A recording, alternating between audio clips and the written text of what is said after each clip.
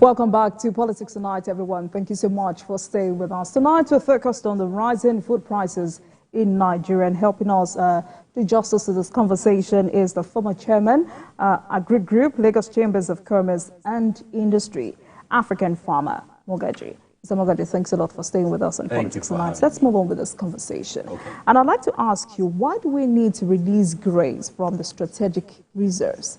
Will this help our situation? Yes, it will. However, I think the method of releasing it is not sustainable. We need to, and it's done all over the world. Now, we need to target this release. When the first batch was released, I know a farmer that got 2 bags of maize, a poultry farmer. The ideal thing is that bag of maize is useless for that farmer. Right. The farmer needs poultry feed, not corn, even though corn makes about 50%. So the farmer is likely to sell the bag of corn, convert it to cash, and go and buy feed. So those grains ought to be targeted to the feed mills. Now, because people also don't have food, to say convert it to tuwo, convert it to something that we can give them and they can make a paste of and eat. So we need to be targeting millers and monitor them to see that they deliver. These new grains that have been released now, who are they releasing it to? Will people buy it and get it and go and mill to their local foods? So they are going to convert it back to cash. It's going to go back to the middlemen again. So good intentions, but the sustainability, we need to pay attention to it. And I have said it, and I'm saying it again, and I'm not afraid to say it. The government may need to bring some grains in, allow some grains to come in, because in the last 3 years, our production has been dropping. Our yield has been dropping.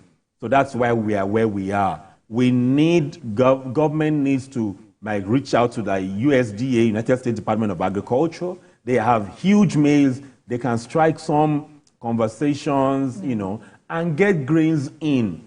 The poultry sector may be totally off in another 6 months. The food prices we're seeing now, ideally should happen May, June. Okay, May, June, that is when the prices of everything goes up by 200%. So the 200% we are seeing now is still going to be 500% May, June. And we have been warning. I've spoken to very senior people in this administration. We're still waiting for feedback, okay? So the grains is crucial that we release the grains, to cushion this. But who gets the grains is what is important. How do we track the grains? If the grains is for food, milling for food, fine. If it is for livestock, fine. But we need to know where what is going, where, and how to access it. Without that, the middlemen are too strong. They have invested, it's 2-3 generations. You see, one of the things I would like government to pay attention to is that some of the people handling the government are using 1960 syllabus. What do I mean? So the merchants now are the ones that own bulk of the trailers. So take, for instance, a mile 12. If onions is expensive, they'll now call and say, all of you, stay around Magboro. So you now see trailers parked on Magboro because the prices are too low, to create artificial scarcity so that the prices can go up. So the merchants own those logistics. That's why government should be careful in going after them, because they will say, don't bring the thing, stop it, because they're going to make losses. They are also taking loans. So we can't kill one or punish one for the other. We have to work in synergy. Collaboration is the magic word. Call those people, because many of the decisions now is on the basis that the middlemen, the grains, the fruit people just deal with fruit. They have moved to backward integrating. They are the ones giving farmers seeds now. As I can tell you, as way back at the year 2001, the farmers, the merchants funded me in Jigawa gave me seeds, fertilizer, and co that I used to plant wheat, and took it back from me. So they control the chain. Government does not control the chain. I get that. And so we need to take So, I mean, in the last few minutes, we've talked about the challenges, we've talked about all of these factors. What can we do to stimulate greater food production in the country? Number one, the government needs to be proactive in partnering with the media. The government is not paying enough attention to media. They are not talking about the opportunities that, okay, we are 1 million tons of rice deficient, if that's the case, to say this number of chemicals, this $1 billion or billion naira for chemicals, for tractors, for diesel, open up the chain, push it out, and show people what you have for them to do. What can we do? The ambassadors, you will say, what are the ambassadors to do with this? The ambassadors sit in the countries they are posted to. Their job is to mobilize investments. Investors are looking at coming to Nigeria. The ambassadors need to be getting targets to bring investors who want to either invest money or collaboration here. We need to get the youths involved. We need government to say we have these facilities, especially before 20th of February for Southwest security. We need, not food security now, for Southwest security, by 20th of this month, if there's no public statement or behind the scenes implementation, there will be challenges in Southwest in May, June, July, because whatever we will produce will take 2.5 months. You know, so if we don't pay attention to that now, there will be issues. So that in May, we will not now say that, oh, we did not know. We know. Okay? So we need also to work with the merchants to say, we will give you this either tax rebate if you are able to be transparent. Collaboration. Government needs to lobby the middlemen now.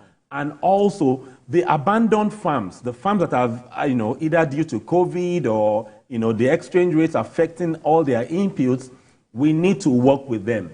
Government should not be focusing on the smallholder farmers now, because they are also hungry. Government needs to focus on the SMEs who are running agribusinesses that they can track and they can monitor and evaluate. Once they begin to look in that direction, we would be able to, get out of this fast. But May, June is crucial in this. All right. So let me get this straight. How many metric tons of rice and grains do we consume in Nigeria per year? And how much more should government do in that regard? Let me tell you, whoever says they have that data is a lie. What's the metric? Is there the Rice Association? How many rice farmers, do they have data of their farmers? No, they don't. How many poultry farmers? Every year, you have more poultry farmers coming in. There's no data. The data is old data. Last administration published 2016 to 2020 and the food security plan. And in that document, it's online, check it. They now said we have about 14 million farmers, however unverified. A document from the Ministry of Agriculture. We don't have data. So it's permutation. Because we don't have that data, it is what the CIA fact sheets. The United States CIA has more data accurate. So we can get those data and plan with it. The data for maize is not accurate. And I honestly think, because the president has spoken about maize, you see, every developed country is maize secure. Every developed country, they have to be maize secure, either by trade or barter, but maize is crucial. So when the president spoke about maize, some of us were happy, because if we get maize right, we will get a lot of things right. The capsules, the pharmaceuticals will begin to make more money, when we get maize right. Chewing gums, every chewing gum has maize, every cough syrup, sanitary towel, diapers, all of these things, matchbox, envelopes, every envelope, So when the president spoke about corn, agbado, if we get corn right, Nigeria will be food secure fast. Right. So another very critical question is, what role does insecurity play in food production and supply? Yes, it's huge, really. It has reduced drastically our production and our supply. Okay? and we need to fix that. However, that challenge is real, but it's not every part of the country that is facing insurgency. So that's why we need to shift our syllabus. We need to move to areas that don't have that high level of insurgency. You have massive lands in the north, so the insurgents can move fast. It's not like that in the south. Okay, yes, we're facing kidnapping and co, but bottom line is that we need to rejig. Productivity is key now, okay, because insurgency has dropped almost all production by half. Corn is not coming from north to south again. The irony of that also is 70% of poultry is in the southwest, but the corn has to travel kilometers to come. So we need to begin to grow corn southwest, and we grow corn. Okay, so to reduce that travel time for corn is crucial. So insurgency is real and is affecting, but we need to do something rather than fold our hands and analyze that. But insecurity is really affecting us. So how do you charge Southwest governors on this? Southwest governors just need to wake up to the responsibility, first, that they may have to feed this country, especially the northern part. If there is drought, if it does not rain for 2 months in the north, it's south. The rainfall in the south is still heavy. There is still a lot of grasses. When herders migrate from the north to the south, it's because we have grass. So the southern governors, even if they are producing grasses that will be shipped to the north, okay, we need that to, but they need to understand, what do we have? What's our comparative advantage? And how do we leverage it? That has not been done. It's still a lot of English seminars. It's no longer time for seminars. It's time to sit down and act. Why? Because we have this president who is willing to take tough decisions, who has a track record of taking tough decisions. We need to leverage that now and be open and sincere, especially the state governors and the local government chairmen. When they open up, it's easier for federal to take advantage, or collaborate. They say it's a child that opens the hands that the mother embraces. All right, so let's also talk about dry season farming. How much of it do we need to do to trigger greater production? Now, you see, for us to even avert what is coming May, June, it's still dry season. In the south, okay, so let me just say this. Why is food extremely expensive May, June, July? Why do we have tomatoes coming from Cote d'Ivoire, Benin Republic, Ghana, Mali, into Nigeria, and it's still the first that gets sold first? It's because Southwest governors have not leveraged irrigation. Oyo State dams and reservoirs, Oyo State has about 20. Okay? Out of about those 20, some you can use to cultivate, but they've not used 3% of the facilities. I've been to about 15 of those dams and reservoirs. So we need to begin to look at the streams. We need every stream, we call it unseasonal, that does not dry. We need to cultivate it. Right now, we need to be talking about irrigating tomatoes, irrigation for peppers and co, because May, June is always not available in the north also. So we need to be moving it from south to the north. But every stream that does not dry, we need to cultivate it within the next 30 to 40 days. I mean, interesting conversation so far. Now, Nigeria is the world's biggest producer of cassava. How do we maximize these rich resources? First thing first, they need to get the people that know. People like Niji Lucas, Yemisi Ronloye. These are people celebrated globally in Nigeria. These are people that you need to sit down. They've gone through the good, the bad, and the in-between. They have run successful projects. So these are people that you need to sit down. Now, Nigeria consumes a lot, even though we are also the largest producer. Okay? But Nigeria does not process a lot. Our yields are among the lowest in the world. Okay? The second largest producer around Thailand, they still produce about 40 tons per hectare. That's 2.5 acres. That's 15 plus. A standard football field. Why we still do between 10 and 15 tons, and we're still the largest. Now imagine if we are able to do an average of 40. It starts by the stems. That's the stick we plant. We need new stems to cut across that they give to the farmers to plant. We need some inputs that the farmers need to have access to. Some of them are expensive. When we begin to do that and the yields increase, we will have enough for processing. We don't have enough cassava for processors, even though we are the largest producer. We are almost the largest consumers also. So a lot of opportunities exist locally. Over 100 commercial uses of cassava. Yet we don't use cassava for anything apart from gari and the consumption. We need to encourage modular processors, to evolve from the rural communities. That we are not doing. That's also mechanization. Okay, that's value addition. We're not adding value to almost anything in this country. If this administration focuses on value addition on a modular, small, medium, we'll be out of this in no time. We don't need to fabricate the equipment. We need to bring them in and get our people to do it. It's not rocket science. It's simple but not easy.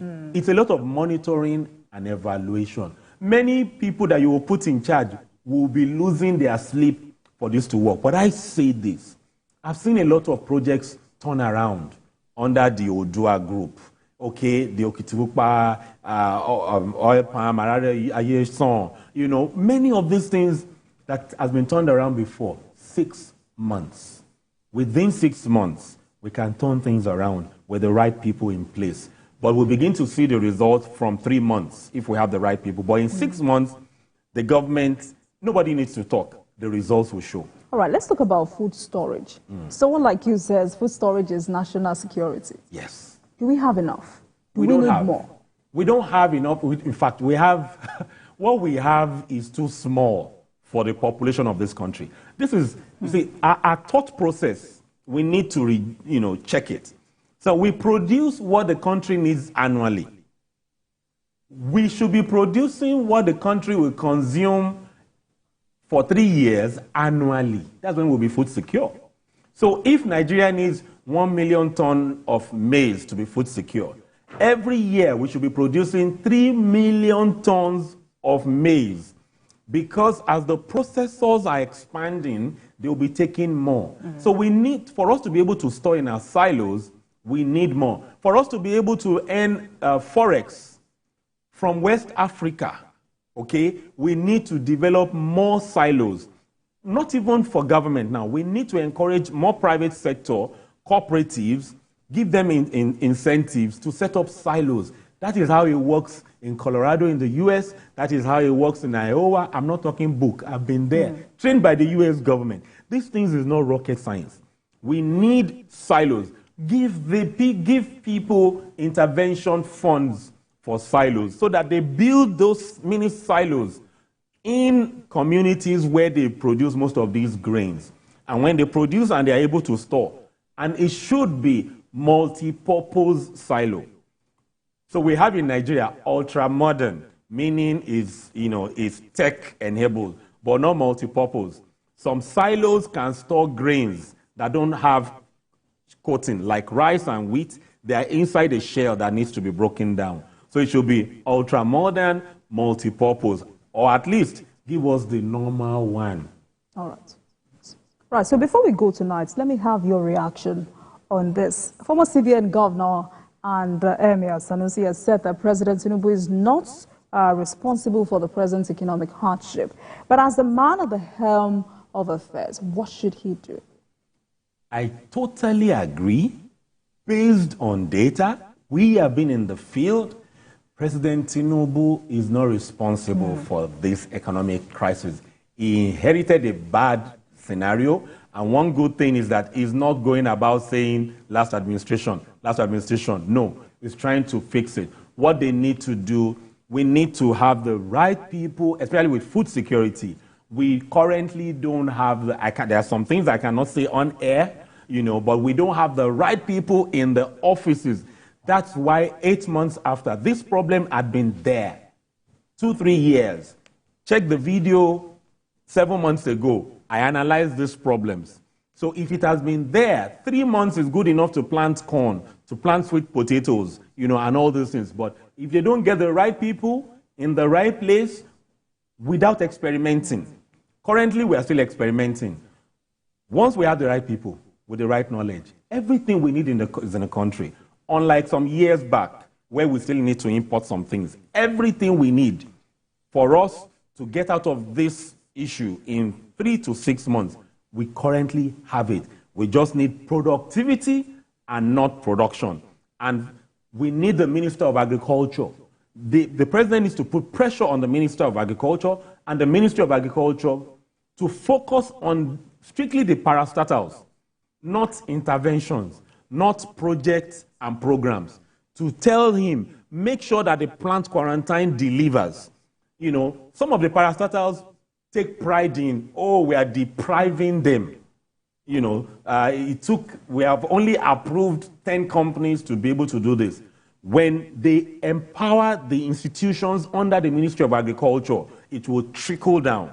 If you bring seeds in and it is done at the right time, we will do a lot of things. So the President needs to ensure that the minister should stop focusing on programs and projects and focus on the parastatals, agric insurance, and co. And I think we have the knowledge. We just need the right people. Yes. Thank you so much, Mr. Mogaji. It's been an interesting conversation with you. And I hope that this is fixed now so we can get all of this behind us. Thank you so much. I've been speaking with the former chairman, Agri Group, Lagos Chambers of Commerce and Industry, African farmer Mogaji. Tonight we focused on the rising food prices in Nigeria. Thank you so much for coming once again. Thank you for having me. Thank you.